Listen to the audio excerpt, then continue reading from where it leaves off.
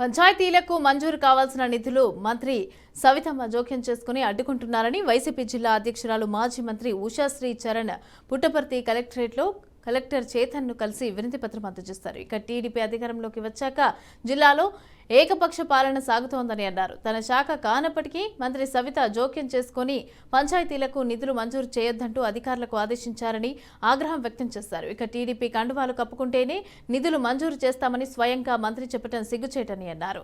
నిధులు మంజూరు చేయకుండా పెండింగ్ లో ఉంచిన అధికారులపైన ప్రైవేటు కేసులు వేస్తామని అన్నారు. డిప్యూటీ సీఎం పవన్ కళ్యాణ్ పంచాయతీరాజ్కి సంబంధించి నిధులేవీ పెండింగ్ లో ఉంచవద్దని, ఇక ప్రజల అవసరాల కోసం ఖర్చు చేయాలని సూచించినప్పటికీ ఇక్కడ అమలు చేయటం లేదని ఉషాశ్రీ చరణ్ మండిపడ్డారు. ప్రతి ఒక్క ఎంపీడీఓకు ఈఆర్డీకు అందరికీ కూడా ఇన్స్ట్రక్షన్స్ ఇచ్చింది. ఎక్కడ కూడా రిలీజ్ చేయొద్దండి, ఫండ్స్ రిలీజ్ చేయొద్దండి అని చెప్పింది. తద్వారా మన సర్పంచ్లందరూ కూడా పోయి కలిసి ఎందుకమ్మా మీరు మా ఫండ్స్ హోల్డ్ చేశారు, మీరు ఆఫీషియల్స్ అందరికీ కూడా ఇన్స్ట్రక్షన్స్ ఇచ్చినారని అడగానే వాళ్ళందరూ మా కండువాలు వేసుకుంటే మాత్రమే మేము ఆ ఫండ్స్ని రిలీజ్ చేస్తామనే పొలిటికల్ ఇంటర్వెన్షన్ అయితే ఆమె తెచ్చింది. చాలామంది మా సర్పంచ్లు ఎవరైతే కలిసేకపోయినారో పెనుగొండ నుంచి, అదేవిధంగా సోమాదేపల్లి సర్పంచెస్ వెళ్తే మీరు టీడీపీ కండువా వేసుకుంటే మాత్రమే మీకు ఫండ్స్ రిలీజ్ చేస్తానని చెప్తా ఉంది.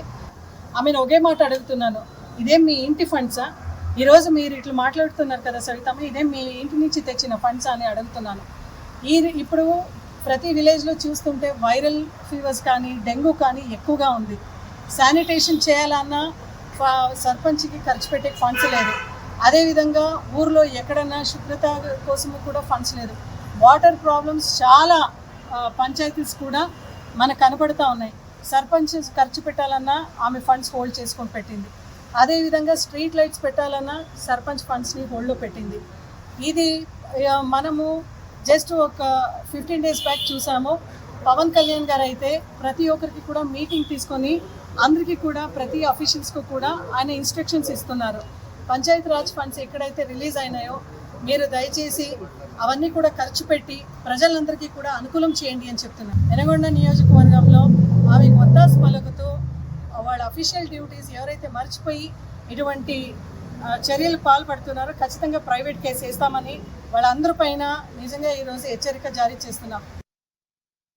మంత్రి సవితమ్మ